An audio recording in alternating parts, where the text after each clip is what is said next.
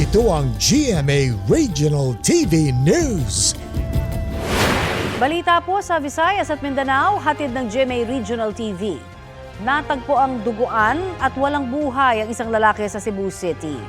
Sara, anong nangyari sa kanya? Connie, pinagtataga siya ng sarili niyang anak. Nangyari yan sa kanilang bahay sa Barangay Sudlon 1. Pagkatapos mapatay ang kanyang ama, tumakas ang 40 anyos na sospek. Ayon sa pulisya, bago ang krimen, pinagsabihan at nakaalita ng biktima ang sospek. Wala raw ang misis na biktima na ina ng sospek na mangyari ang insidente. Kwento ng ina, dati pa raw sila pinagbabantaan ng kanilang anak. Naaresto kalaunan ang sospek at umamin sa krimen. Inunahan lang daw niya ang ama nang makita ang itak.